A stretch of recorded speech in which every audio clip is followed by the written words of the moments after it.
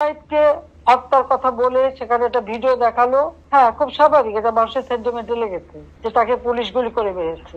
এখানে আমার প্রশ্নটা হচ্ছে, তাকে যদি পুলিশ গুলি করে থাকে, তো গুলি খাওয়া একটা লোক এরা টেনে নিয়ে গেল, এখানে কিন্তু কোনো রক্তের চিহ্ন দেখা যায়নি। দ্বিতীয় কথা হচ্ছে যে তার সঙ্গী সাথীরা যে তাকে টেনে নিয়ে গেল, কোথায় নিয়ে গেল?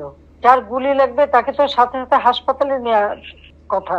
হাসপাতালে নেবে, অপারেশন করবে, বুলেট বের করবে, তাকে বাঁচাবার চেষ্টা করবে। আবু সাইদকে কিন্তু হাসপাতালে নেয় নাই, নিয়েছিল প্রায় 4-5 ঘন্টা পরে। 4-5 ঘন্টা পরে হাসপাতালে নেওয়ার পর ডাক্তাররা যখন চিকিৎসা করে তখন সে মৃত্যুবরণ করে।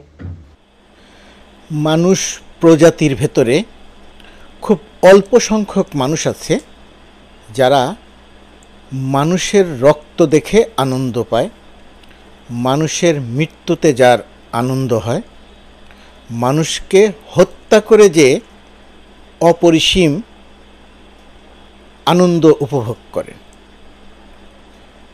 বাংলাদেশে আমার আপনার চেনা এরকম একজন মানুষের নাম শেখ হাসিনা, যে পালিয়ে ভারতে গিয়ে আশ্রয় নিয়েছে। শেখ হাসিনা মানুষের রক্ত পছন্দ করে, বাংলাদেশের মানুষের রক্ত পছন্দ করে, রক্ত দেখতে চায়। এই যে কথাটা বললাম, এই কথাটা সর্বশেষ নিজে মুখে সে একবার বলল। এই যে ভিডিওর সামান্য একটি, যে অডিওর সামান্য একটি অংশ দেখলেন, সে শুনলেন শেখ হাসিনার মুখে। আবু সাইদ ৩৬ জুলাইয়ের সাহসী বীর, নির্ভীক বীর আবু সাইদ, সেই আবু সাইদকে শেখ হাসিনা পুলিশকে দিয়ে গুলি করে হত্যা করিয়েছে। হত্যা করার পর এখন সে বলছে আবু সাইদের রক্ত কোথায়, গুলি লাগলে তো রক্ত লাগার কথা। শেখ হাসিনা জানে, সে তো মানুষ হত্যাকারী, সে জানে যে গুলি লাগলে সে শরীর থেকে রক্ত পড়ে এবং সেই রক্ত দেখে তার অপরিসীম আনন্দ হয়। সে এই আনন্দ থেকে বঞ্চিত হয়েছে আবু সাইদের রক্ত দেখতে পারেনি বলে। আপনারা কি বিশ্বাস করেন বজলুল হুদাকে গলা কেটে হত্যা করেছিল শেখ হাসিনা? জেলখানায় নিজে গিয়ে গলা কেটে হত্যা করেছিল শেখ হাসিনা? আমি বিশ্বাস করতে চাইনি ঘটনাটা, সত্যি বলছি, আমি বিশ্বাস করতে চাইনি। আমি নিজেকে বারবার এই বলে বুঝিয়েছি যে একজন মানুষ এতটা নির্দয়, এতটা নির্মম, এতটা পাষণ্ড হতে পারে না। যার মৃত্যুদণ্ড হয়েছে তাকে সে জবাই করে হত্যা করবে। কিন্তু শেখ হাসিনার সাম্প্রতিক দুটি ঘটনা, একটি এই আবু সাইদের রক্ত, আবু সাইদের শরীর থেকে রক্ত পড়েনি, সুতরাং আবু সাইদকে পুলিশ গুলি করে হত্যা করেনি, রক্ত থাকার কথা ছিল। আবু সাইদের সহপাঠীরা তাকে কোথায় নিয়ে গেল, সাথে সাথে হাসপাতালে নিল না, 4-5 ঘন্টা পরে হাসপাতালে নিল। একজন সাইকোপ্যাথ, পোস্ট ট্রমাটিক ডিজঅর্ডারের পেশেন্ট এই কথাই বলবে। চারিদিক ছিল ভয়াবহ তাণ্ডবের। শেখ হাসিনা তার Chhatra League, Jubo League, Awami League, police, RAB, BGB, আর কি সোয়াত, আরও যেন কী দিয়ে একটা যুদ্ধ পরিবেশ তৈরি করেছিল, একটা রণাঙ্গন তৈরি করেছিল বাংলাদেশ। সেই রণাঙ্গনে কোনো মানুষের পক্ষে ইচ্ছে করলেই তড়িঘড়ি করে হাসপাতালে যাওয়া সম্ভব ছিল না। আবু সাইদ যে বিশ্ববিদ্যালয়ের শিক্ষার্থী ছিল, সেই বিশ্ববিদ্যালয় কর্তৃপক্ষ আবু সাইদকে হাসপাতালে নেয়ার জন্য একটি গাড়িও দেয়নি, রিকশায় করে তাকে হাসপাতালে নেওয়া হয়েছিল, সবই শেখ হাসিনার নেপথ্য নির্দেশে। সেই শেখ হাসিনা এখন আবু সাইদের রক্ত নিয়ে রসিকতা করছে। সে এখন রক্ত দেখতে চাইছে, মৃত্যুটিকে প্রশ্নবিদ্ধ করতে চাইছে, পুরো ৩৬ জুলাইয়ের অভ্যুত্থানকে প্রশ্নবিদ্ধ করতে চাইছে। বলছে মুগ্ধ মারা যায়নি, পানি লাগবে পানি। সেই মুগ্ধ মারা যায়নি, মুগ্ধই স্নিগ্ধ নামে ফিরে এসেছে। তারা যে দুই ভাই, মানে একজন মানুষ ক্ষমতার মোহে, ক্ষমতার লোভে কতটা পাষণ্ড হতে পারে যে আবু সাইদের মৃত্যু নিয়ে সে রসিকতা করে। মুগ্ধের মৃত্যু নিয়ে সে রসিকতা করে চাপা দিতে চায়। এতদিন পর্যন্ত শেখ হাসিনা এবং এই আওয়ামী সন্ত্রাসীরা, আওয়ামী ফ্যাসিস্টরা বলার চেষ্টা করেছে না এত মানুষ মারা যায়নি, অল্প কিছু মানুষ মারা গেছে, 3000 পুলিশকে হত্যা করা হয়েছে, ইত্যাদি ইত্যাদি। এখন তারা নতুন বয়ান নিয়ে হাজির হয়েছে। শেখ হাসিনা এখন তার কিছু মানুষের মতো দেখতে এরকম কিছু প্রাণী আছে, তারা কিছু বয়ান নিয়ে হাজির হচ্ছে। এটা শেখ হাসিনারই বয়ান। বয়ানটা কি? ডক্টর ইউনূস তার খুনি বাহিনী দিয়ে মানুষ হত্যা করিয়েছে, মানুষ হত্যা করে ক্ষমতা দখল করেছে, শেখ হাসিনার বয়ান। তার মানে হচ্ছে মানুষ যে হত্যা হয়েছে এখনই তারা সেটা স্বীকার করছে। সাইদকে যে হত্যা করেছে তার পুলিশ সেটা স্বীকার করছে না, মুগ্ধকে যে হত্যা করেছে সেটা স্বীকার করছে না। সব কিছু মিলিয়ে ক্ষমতা হারানোর বেদনায় এক ধরনের ইলিউশনের মধ্যে বিরাজ করছে শেখ হাসিনা। ইলিউশনের মধ্যে আছে শেখ হাসিনার পেটোয়া বাহিনী, সন্ত্রাসী বাহিনী।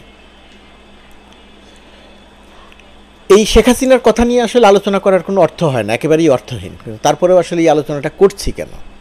আলোচনাটা করছি এই কারণে যে শেখ হাসিনা যে কত বড় হত্যাকারী, শেখ হাসিনা যে কত বড় খুনি, এটা একটু মনে করিয়ে দেওয়ার জন্য। ওই যে আগে এক ভিডিওতে বলেছিলাম না, ইলিয়াস আলীর পরিবার এসেছিল তার কাছে, স্ত্রী এসেছিল সন্তানদেরকে নিয়ে, শেখ হাসিনা কাঁদো কাঁদো করে তাদের কথা শুনেছিল। ইলিয়াস আলীর পরিবার চলে যাওয়ার পরে গণভবনে সে উৎসব করেছিল যে দেখ আমার পরিবারকে তোরা হত্যা করেছিস, এখন তোদের পরিবারকে আমি হত্যা করছি, দেখ কেমন কষ্ট লাগে। শেখ হাসিনা বাংলাদেশের সব মানুষকে তার পরিবার, বাবা সহ পরিবারের হত্যাকারী মনে করে। কেন মনে করে? মনে করে কারণ বাংলাদেশের মানুষ তার বাবা সহ পরিবারের সকল সদস্যকে যে হত্যা করা হয়েছিল তার বিরুদ্ধে সামান্যতম কোনো প্রতিবাদ করেনি। এই কারণে সে বাংলাদেশের সব মানুষকেই তার বাবার হত্যাকারী বা পরিবারের হত্যাকারী মনে করে, এবং সেই হত্যাকারী মনে করেই সে মানুষ হত্যা করে প্রতিশোধ নেয়। মানুষের রক্ত তার কাছে আনন্দের ব্যাপার হয়ে, মানুষের রক্ত দেখা তার কাছে একটা আনন্দের ব্যাপার হয়েছে, বিনোদনের ব্যাপার হয়েছে উঠেছে। আপনারা অনেকেই বিশ্বাস করবেন না, আপনাদের অনেকের মনে হবে যে আমি অতিরিক্ত বলছি, আমি তাদের অনেক বেশি সমালোচনা করছি, আমার নিরপেক্ষতা আর থাকছে না, আমি একপক্ষে অবস্থান নিয়ে ফেলছি। বলতে পারেন, আপনাদের বলার স্বাধীনতা আছে।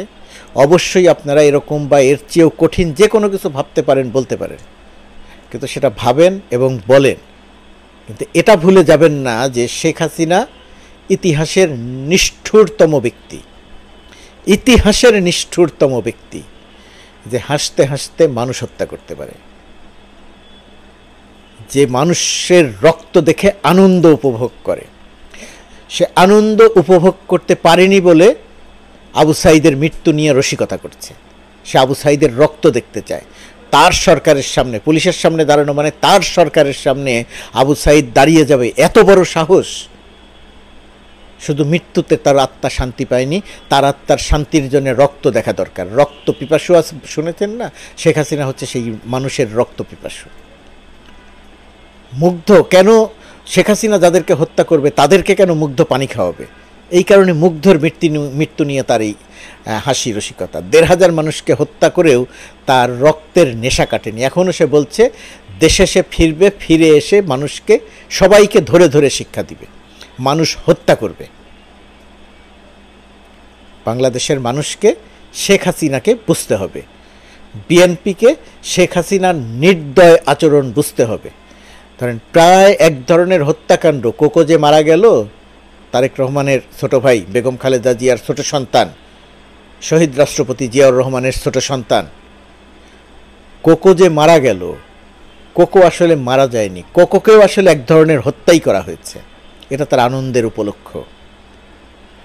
কোকো মারা গেছে, কোকোর মৃত্যুর পরে নাটক সাজিয়েছে বিএনপিরই কিছু লোককে ম্যানেজ করে। সে বিএনপি চেয়ারপারসনের কার্যালয়ে গেছে, সেখান থেকে ফিরে এসেছে এবং সেটা নিয়ে কি বিশাল নাটক তৈরি করলো যে আমাকে ঢুকতে দিল না, আমি তো দেখতে গিয়েছিলাম। পুরোটাই তার নাটক, পুরোটাই তার অভিনয়।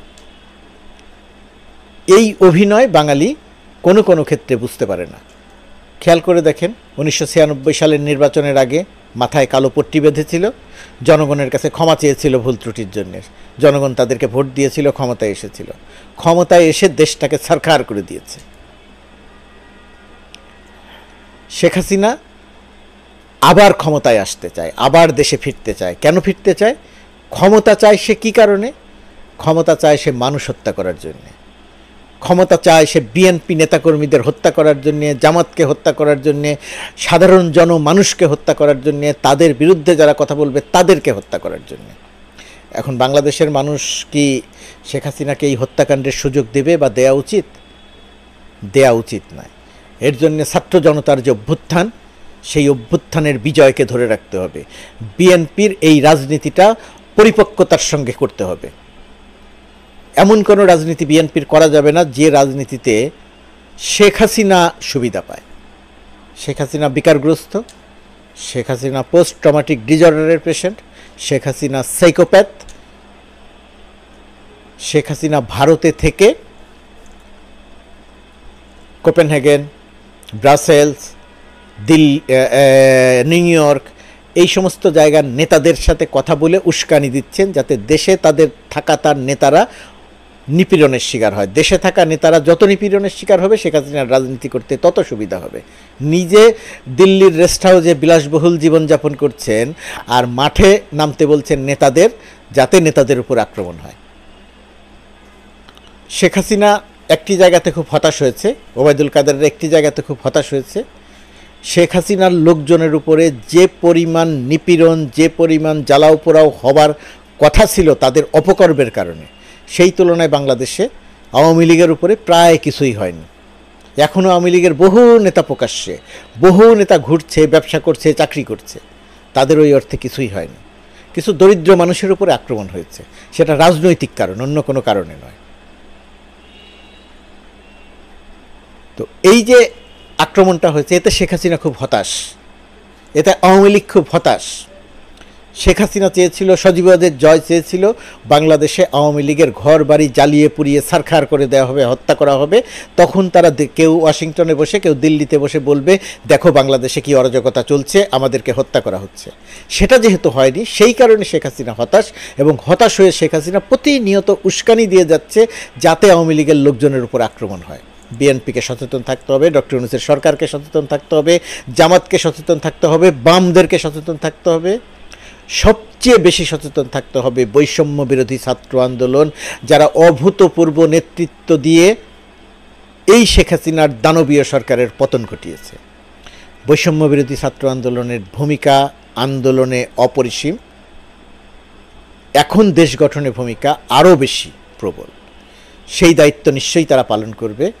শেখ হাসিনারকে রক্ত উপহার দেওয়ার মতো কাজ বাংলাদেশের রাজনীতিতে কেউ করবে না। শেখ হাসিনার নামে মামলা হয়েছে, তদন্ত হবে, বিচার হবে, তাকে ফিরিয়ে আনতে হবে, ফিরিয়ে এনে দৃষ্টান্তমূলক কার্যকর করতে হবে, দৃষ্টান্তমূলক শাস্তি কার্যকর করতে হবে। তাহলেই এই ১৫০০ শহীদ, ১৫০০-এর উপরে শহীদ আর আত্মা শান্তি পাবে। বাংলাদেশের মানুষ রক্ত দেখতে চায় না, শেখ হাসিনা রক্ত দেখতে চায়। তাকে রক্ত দেখতে দেয়া যাবে না, মানুষের রক্ত দেখতে দেয়া যাবে না, মানুষের রক্ত নিতে দেয়া যাবে না। এই কারণেই তার বিচার করতে হবে, দৃষ্টান্তমূলক শাস্তির আওতায় আনতে হবে।